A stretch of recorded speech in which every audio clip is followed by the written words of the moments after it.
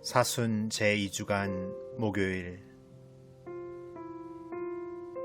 제1독서 예레미야서의 말씀입니다. 주님께서 이렇게 말씀하신다. 사람에게 의지하는 자와 쓰러질 몸을 제 힘인 양 여기는 자는 저주를 받으리라. 그의 마음이 주님에게서 떠나 있다. 그는 사막의 덤불과 같아 좋은 일이 찾아드는 것도 보지 못하리라. 그는 광야의 메마른 곳에서 인적 없는 소금 땅에서 살리라. 그러나 주님을 신뢰하고 그의 신뢰를 주님께 두는 이는 복되다. 그는 물가에 심긴 나무와 같아 제 뿌리를 시냇가에 뻗어 무더위가 닥쳐와도 두려움 없이 그 잎이 푸르고 가뭄 해에도 걱정 없이 줄곧 열매를 맺는다. 사람의 마음은 만물보다 더 교활하여 치유될 가망이 없으니 누가 그 마음을 알리요. 내가 바로 마음을 살피고 속을 떠보는 주님이다. 나는 사람마다 제 길에 따라 제 행실의 결과에 따라 갚는다.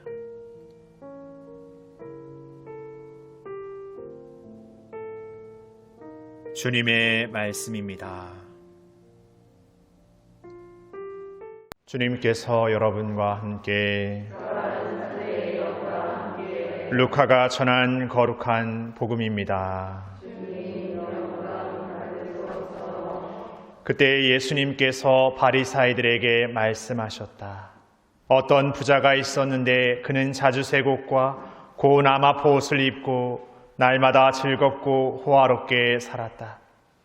그의 집 대문 앞에는 나자로라는 가난한 이가 종기투성이 몸으로 누워 있었다. 그는 부자의 식탁에서 떨어지는 것으로 배를 채우기를 간절히 바랐다. 그러나 개들까지 와서 그의 종기를 핥곤 하였다. 그러다 그 가난한 이가 죽자 천사들이 그를 아브라함 곁으로 데려갔다. 부자도 죽어 묻혔다. 부자가 저승에서 고통을 받으며 눈을 드니 멀리 아브라함과 그의 곁에 있는 나자로가 보였다. 그래서 그가 소리를 질러 말하였다. 아브라함 할아버지, 저에게 자비를 베풀어 주십시오. 나자로를 보내시어 그 손가락 끝에 물을 찍어 제 혀를 식히게 해주십시오. 제가 이 불길 속에서 고초를 겪고 있습니다. 그러자 아브라함이 말하였다. 얘야, 너는 살아있는 동안에 좋은 것들을 받았고 나자로는 나쁜 것들을 받았음을 기억하여라. 그래서 그는 이제 여기에서 위로를 받고 너는 고초를 겪는 것이다. 게다가 우리와 너희 사이에는 큰 구렁이 가로놓여 있어 여기에서 너희 쪽으로 건너가려 해도 갈 수 없고 거기에서 우리 쪽으로 건너오려 해도 올 수 없다. 부자가 말하였다. 그렇다면 할아버지, 제발 나자로를 제 아버지 집으로 보내주십시오. 저에게 5 형제가 있는데 나자로가 그들에게 경고하여 그들 많은 이 고통스러운 곳에 오지 않게 해 주십시오. 아브라함이 그들에게는 모세와 예언자들이 있으니 그들의 말을 들어야 한다 하고 대답하자 부자가 다시 안 됩니다, 아브라함 할아버지. 죽은 이들 가운데에서 누가 가야 그들이 회개할 것입니다 하였다. 그에게 아브라함이 이렇게 일렀다. 그들이 모세와 예언자들의 말을 듣지 않으면 죽은 이들 가운데에서 누가 다시 살아나도 믿지 않을 것이다. 주님의 말씀입니다.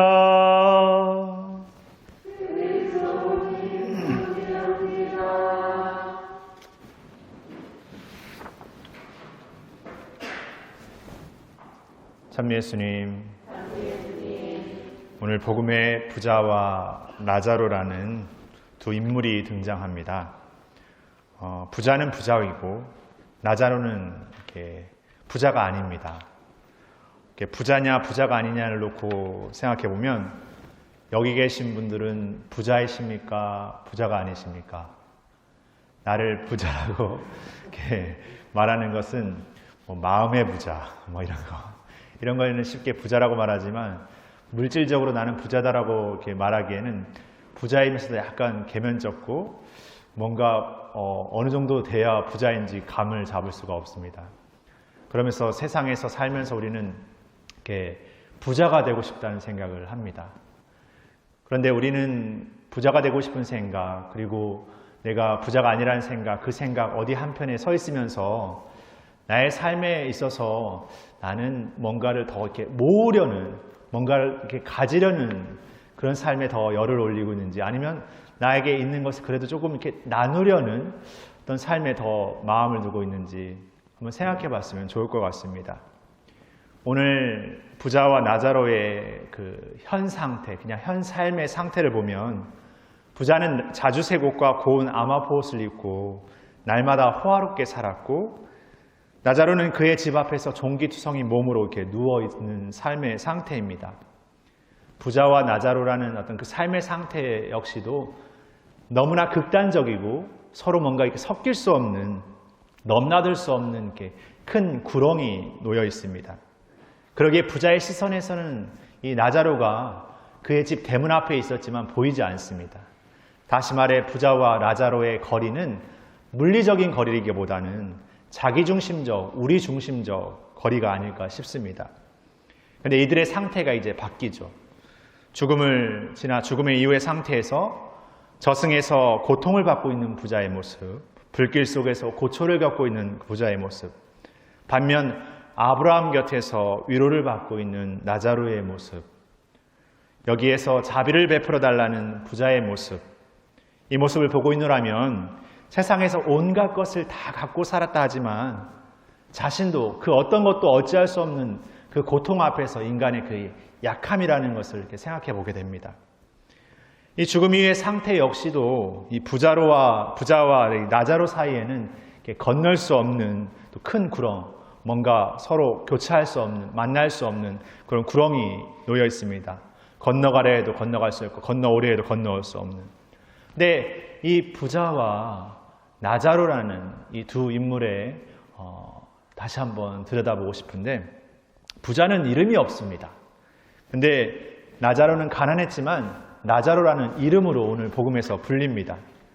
다시 말해서 불려지는 존재와 지칭되는 존재, 주님 안에서는 아무리 가난한 이들, 약한 이들, 부족한 이들이지만 이렇게 불려지는 존재로 불리움받고 있다고 생각이 듭니다. 그러나 세상에서 뭔가 다 화려하고 뭔가를 가진 것 같고 뭔가 다 누리고 있는 삶의 부자의 모습이지만 그는 지칭되는 존재입니다. 다시 말해서 하느님 안에서는 세상의 기준이 아니라 하느님의 마음의 기준, 하느님의 시선의 기준이 우리가 어떻게 보면 정반대가 아닐까 생각하게 됩니다. 그래서 오늘 독서와 하답송은 같은 맥락으로 이렇게 얘기합니다. 주님께 신뢰를 두는 이는 복되다. 행복하여라. 주님을 신뢰하는 사람. 세상에 그 어떤 것에 신뢰를 두는 마음이 아니라 주님께 오롯한 마음에 신뢰를 두는 인, 그는 그야말로 하느님의 자녀인 것입니다.